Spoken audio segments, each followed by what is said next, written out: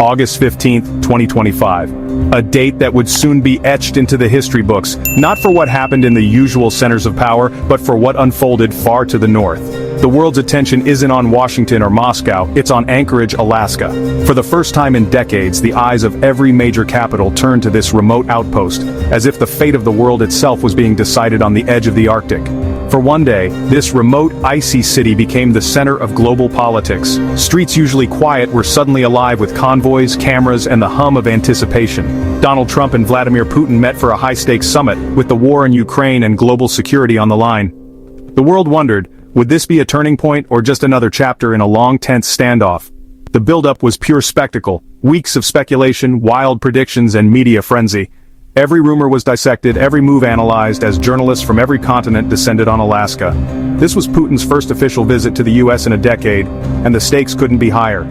Security was airtight, and every arrival was broadcast live, adding to the sense of history in the making. Trump teased a big deal, promising peace, while Putin kept everyone guessing. The world's media hung on every word, searching for clues in every gesture and phrase. Alaska, chosen as a symbolic middle ground, set the stage for a dramatic confrontation. The vast, wild landscape seemed to echo the uncertainty and hope of the moment. The world watched for a breakthrough, or a disaster. In homes, offices, and public squares, people held their breath, waiting for news that could reshape the future. The day was full of contradictions, moments of warmth, tough talk, and relentless posturing. Every interaction was a performance, every pause loaded with meaning, every handshake and headline was scrutinized, memed, and debated. Social media exploded with theories, jokes, and anxieties, as the world tried to read between the lines. Was it diplomacy or just political theater? The answer, as always, was somewhere in between. The spectacle was undeniable, but so was the gravity of what was at stake. This wasn't just a meeting, it was a glimpse of a new world order unfolding in real time. In Alaska, for one extraordinary day, the world truly held its breath. Why Alaska? On the surface, it might seem like an unlikely choice for a high-stakes summit, but look closer, and Alaska's unique position becomes clear. It's the perfect halfway point, American soil but close enough to Russia to feel almost neutral. The Bering Strait is all that separates the two nations, making Alaska a symbolic bridge between East and West. The setting, Joint Base Elmendorf-Richardson, added military gravitas and symbolism. It's a place where American power is on full display, yet it's also a reminder of shared Arctic interests. Alaska's resources, its proximity to the Arctic, and its role on the front lines of climate change made it more than just a backdrop. The state is a crossroads of energy, environment, and geopolitics. For Trump, it was a power move, diplomacy on the frontier, projecting American strength at the edge of the continent. For Putin, it was a propaganda win, welcomed on U.S. soil, red carpet and all, a rare moment of international spotlight. Both leaders used the location to project strength and legitimacy, each hoping to shape the narrative on their own terms. The war in Ukraine loomed over every conversation, casting a shadow that neither side could ignore. Trump wanted to end it. Putin wanted sanctions relief and recognition of Russia's interests. Each leader arrived with their own agenda, and neither was likely to back down easily. The world watched anxiously, hoping for peace but fearing a deepening divide. Every word, every gesture was analyzed for signs of breakthrough or breakdown. Alaska was the stage, but the script was unwritten. The outcome was as unpredictable as the weather outside. Two unpredictable leaders, one frozen frontier, and the world watching, waiting to see what history would be made. The stakes were immense, and every move mattered. Diplomacy here was as much about optics as outcomes. In Alaska, the landscape itself was a silent third party at the table, vast, imposing, and impossible to ignore.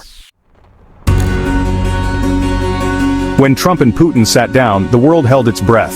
Ukraine dominated the agenda. Trump pushed for a permanent peace, even floating controversial land swaps. He suggested U.S. security guarantees for Ukraine, a radical move.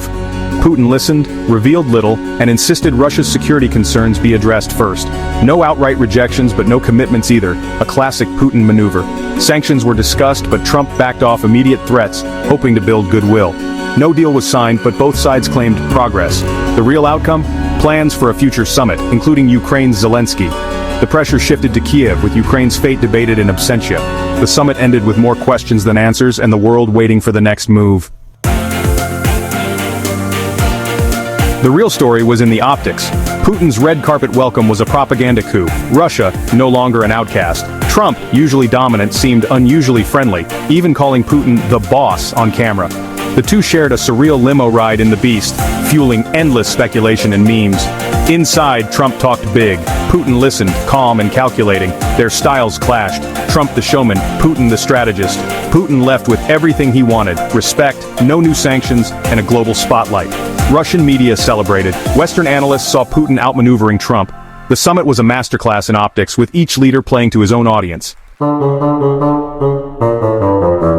The world's reaction was instant and deeply polarized, with emotions running high across continents.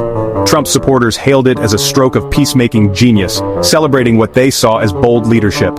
Critics, meanwhile, dismissed the summit as a nothing burger, accusing Trump of theatrics and empty promises. European leaders, caught between hope and skepticism, cautiously welcomed the talks but issued stern warnings about the dangers of compromising Ukraine's sovereignty or security. In response, they quickly formed a coalition to coordinate their stance, wary of Trump's unpredictability and determined to present a united European front. In Ukraine, the mood was anxious, tense, and tinged with a sense of betrayal. Decisions about their future seemed to be unfolding in distant capitals, without their direct input or consent. President Zelensky demanded that Ukraine's voice be heard, rushing to Washington for urgent damage control and to remind the world that Ukraine was not just a bargaining chip. Online, the summit instantly became a meme factory. Trump and Putin in the beast, the boss jokes, and viral satire flooded every corner of the internet as people used humor to process the chaos. The event was dissected, mocked, and debated in real time, with pundits, comedians, and ordinary citizens all weighing in on what it meant for the world. It was more than just politics. It became a global spectacle, shaped by outrage, humor, and a sense that history was unfolding before everyone's eyes. In the end, the summit became a cultural moment as much as a diplomatic one, leaving the world both divided and captivated. The summit's over, but the consequences are just beginning. Zelensky faces immense pressure: negotiate or risk losing U.S. support. A trilateral summit is proposed: Trump, Putin, and Zelensky in one room. The stakes are higher than ever, with location and agenda still up in the air. Europe scrambles to stay relevant, forming a united front or risking new divisions. The U.S.-Europe relationship faces a major test. The Alaska summit didn't end the war, but it changed the conversation. The world moved from stalemate to high-stakes negotiation. No deals were signed, but new possibilities and risks emerged. The next domino could bring peace or plunge the world into deeper uncertainty. The ice in Alaska has melted, but the diplomatic ground is more treacherous than ever.